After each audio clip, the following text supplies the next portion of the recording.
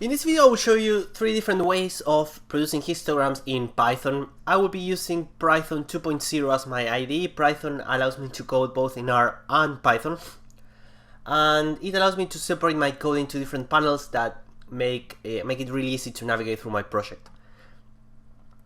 You can download Prython from its website over here for Windows, and for this project you can download the histogram_comparison from the following GitHub repo. So essentially what I have here is a series of panels that are connected. The way I create a panel is just by clicking here on panel, and this will add a panel over here, and then I can just put my code in there. I can switch between Python and R like this. And the idea is that I have an in and out connection. So whatever I connect to the out will be able to access whatever is defined here. So I am defining pandas, matplotlib, and data to model as a data frame. And these 3 elements will be accessible from the other panels that I have here. So you can see that here I'm working with data to model, and I'm kind of assuming it comes from somewhere else, and obviously it's coming from here. In order to create a connector, we just press in here, and we just put it wherever we want. So here I have this simple dataset. You need to download from the GitHub repo not only the project but also the CSV. You can see that I have a website column that's standard, red or blue. So this comes from an A/B testing example where we're running experiments on our website. And essentially we don't care about these 2 columns much more, but we care about this total column here. We want to create histograms about this. Why do we use histograms? We use histograms to see the distribution and the shape of a random variable. So it allows us to have a more holistic view about a random variable, see where the maximums, the minimums, whether it's symmetric or not symmetric, whether it has abnormal values. And it's actually useful also for comparing 2 distributions, because yeah, we can compare means and medians between 2 distributions very easily, but that obviously tells part of the story. So here I will show you 3 ways. I will use Plotly in Python, I will use then matplotlib, and then I will use seaborn. So this is fairly standard. In Plotly you have this nice function create distplot, which allows you to create histograms separated by some y variable or factor, which in my case is the experiment, so if standard, blue or red. So you can see I created a list containing 3 vectors, if you want, containing the total column. And then I add another list of group labels that will be used to create the labels.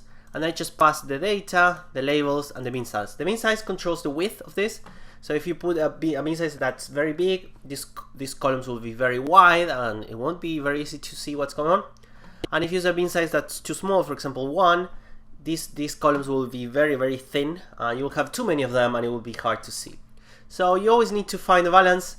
A balance here based on the fact that my values seem to be between 50 and 200. It seems that 5 is a reasonable value.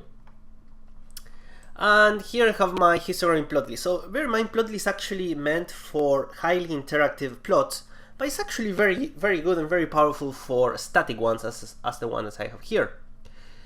So you can see the histograms. So we have 3 colors that correspond to each case. The line here is the density estimation. So it's a smooth version of the histogram. It's actually sometimes, or in the majority of the cases, it's actually easier to see this instead of seeing the histogram.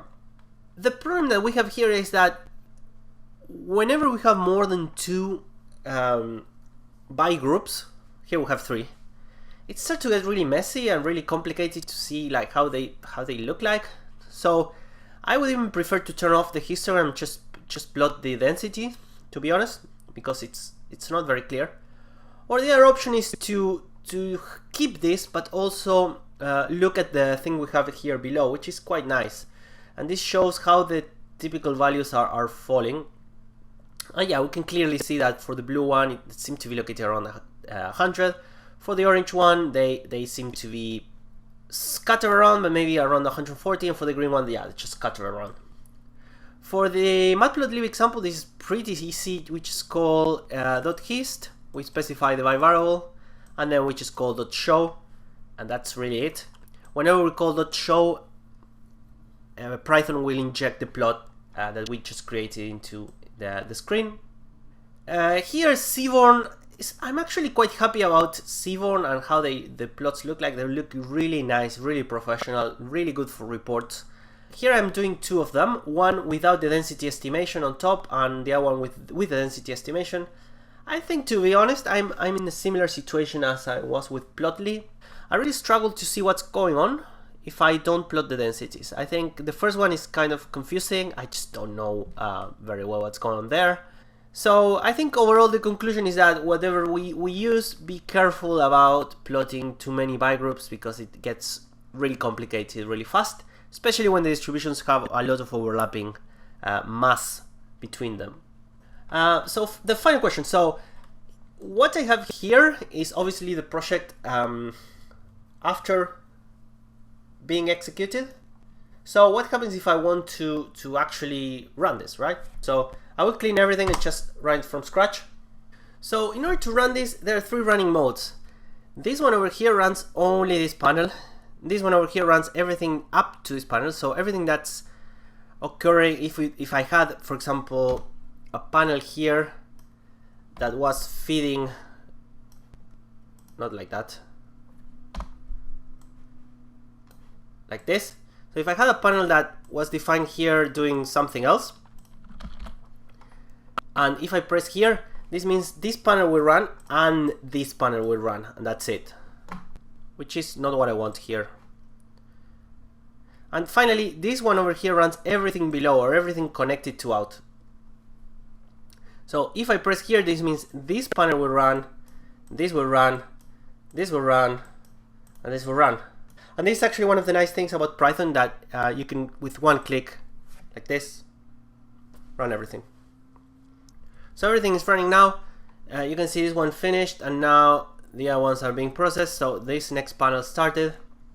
In the meantime, you can see that the data frame that we generated gets automatically loaded here on the left of the panel. And then you can see this has started, and then the other ones are scheduled. So this will run after the first one finishes. And then this finished, and now this starts.